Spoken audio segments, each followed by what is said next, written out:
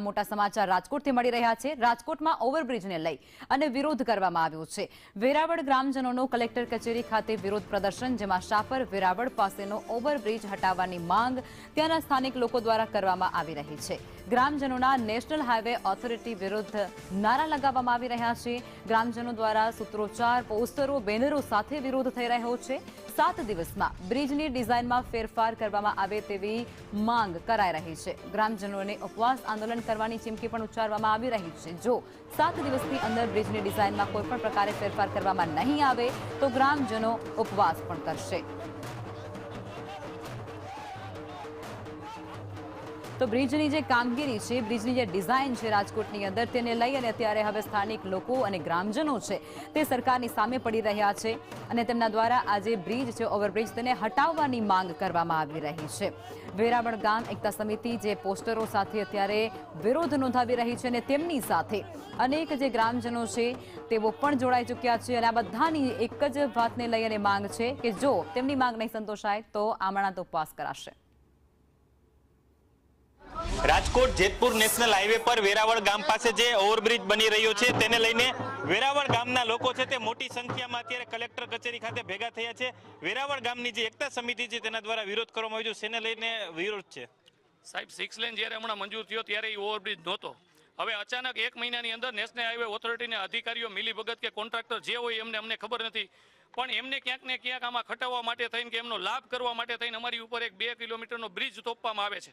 હવે અમે જે કટાવ અમારું 250 મીટરે છે રાપર વેરાવળ જંકશને ઉતરવાનું, એ અત્યારે ઓછામાં ઓછું 2 કિલોમીટર દૂર લઈ જવા માંગે છે અને એમાં સર્વિસ રોડમાં ટ્રાફિકની સમસ્યા અત્યારે પણ છે, તો આવતાના દિવસોમાં એમાં ટ્રાફિકની સમસ્યા વધશે।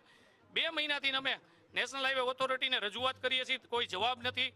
ધારાસભ્યશ્રી કહે છે, સાંસદ શ્રી રૂપાલા સાહેબ એમ કહે છે, એમને લેટર લખ્યા છે, જાણે કોઈને કાંઈ માનવું ન હોય ને એની તાનાશાહી ચલાવી હોય એ રીતના એ લોકો ચલાવે છે। અઠવાડિયા પહેલા માનીય કલેક્ટર સાહેબને અમે મળ્યા હતા, સાહેબે અમારી હાજરીમાં એમને બોલાવીને કીધું કે આ લોકોને સાંભળો। બીજા દિવસે અમે એમની કચેરીએ જાય છે નેશનલ હાઈવેની, ત્યાં ચૌધરી સાહેબ હતા। ચૌધરી સાહેબે એવું કીધું કે આ બ્રિજ બંધ રખાવો હોય ને તો તમારે દિલ્હી જવું પડે। તો અમે દિલ્હી જવા ભાઈ તૈયાર છીએ। બ્રિજ આજ નહીં તો કાલ આ બંધ કરવો પડશે। કલેક્ટર સાહેબ પાસે અમારી માંગણી છે કે 1 અઠવાડિયામાં અંદર આનું નિવારણ નહીં આવે તો આવતા અઠવાડિયા પછી અનશન આંદોલન અહીંયા કરશું। ત્યાંથી નિવારણ નહીં આવે તો ગામ લોકો દિલ્હી જવા તૈયાર છે। આ જે બ્રિજ બની રહ્યો છે તેનાથી ગ્રામજનોને શું નુકસાન છે? ખૂબ જ ટ્રાફિકની સમસ્યા છે। જે કટપ તમે રાજકોટથી આવો ત્યારે અત્યારે 250 મીટર પહેલા તમે જંકશને ઉતરી શકો છો, એ આશરે 2 કિલોમીટર પહેલા તમારે ઉતરવું પડે।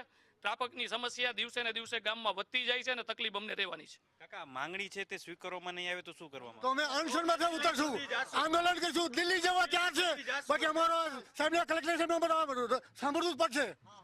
તમે કોને કોને રજૂઆત કરી ચૂક્યા? અમે ધારાસભ્યને રજૂઆત કરી, ઘણા રજૂઆત કરી, છતાં આ તાનાશાહી બંધ થતી, કોઈ અમારું સાંભળતું નથી। હવે છેલ્લો પ્રશ્ન શું કહેશો, ક્યાં સુધી અમારું નહીં અહીંયા માનવામાં આવે, અમારી કોઈ માંગ પૂરી નહીં થાય તો અમે દિલ્હી સુધી જવા તૈયાર છીએ અને જાશું।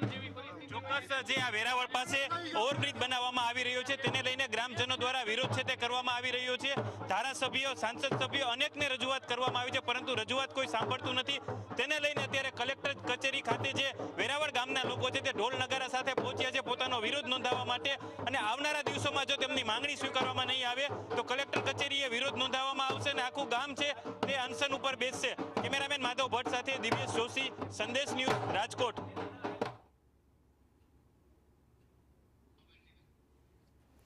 તો રાજકોટની અંદર જે શાપર વેરાવળ પાસેનો ઓવરબ્રિજ છે જેને હટાવવા માટે ગ્રામજનો દ્વારા ઉગ્ર માંગ કરવામાં આવી રહી છે।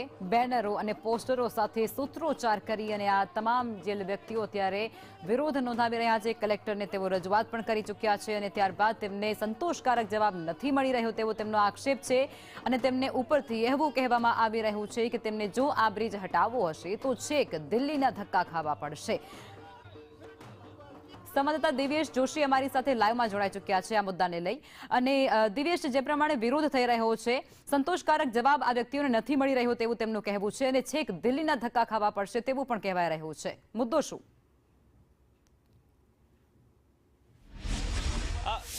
ચોક્કસ લખમાં વાત કરવામાં આવે તો જે રાજકોટ જેતપુર નેશનલ હાઈવે છે કે જ્યાં વેરાવળ ગામ છે, ત્યાં જે સૌપ્રથમ ડિઝાઇન બની હતી તેમાં ક્યાંય પણ આ બ્રિજનો ઉલ્લેખ નહોતો તેવો ગ્રામજનો દ્વારા આક્ષેપ કરવામાં આવી રહ્યો છે। અચાનક આ બ્રિજમાં ડિઝાઇન છે તે રાતોરાત થઈ ગઈ છે અને બ્રિજ બનાવવામાં આવતા ગ્રામજનો છે તેના દ્વારા વિરોધ કરવામાં આવી રહ્યો છે. જે કલેક્ટર કચેરી છે કે ત્યાં તેઓ ઢોલ નગારા સાથે પહોંચ્યા છે. વેરાવળ ગામની જે એકતા કમિટી છે, મોટી સંખ્યામાં લોકો છે તે અહીં આવ્યા છે. આપણે વાત કરીશું ગ્રામજનો સાથે. શેને લઈને વિરોધ છે? હાઈવે ઓથોરિટીમાં એક ઓવરબ્રિજ છે અને બીજો એક ઓવરબ્રિજ છે, ત્યાં સુધી જોઈન્ટ કરે છે. આગળ શું માંગ છે આપણી? આગળ અમારે અત્યારે 250 મીટરે ત્યાં એક જંકશન છે, તો ત્યાંથી ઓલું 2 કિલોમીટર આગળ જાય જંકશન. આ ચોક્કસ શું કહેશો? આપણી શું રજૂઆત? ક્યાંક એવું લાગે છે કે નેશનલ હાઈવે ઓથોરિટી એમના કોન્ટ્રાક્ટરનો લાભ અપાવવા માંગતી હોય એવું મને લાગે છે. એના હિસાબે આ અત્યારે અમને જવાબ મળતો નથી.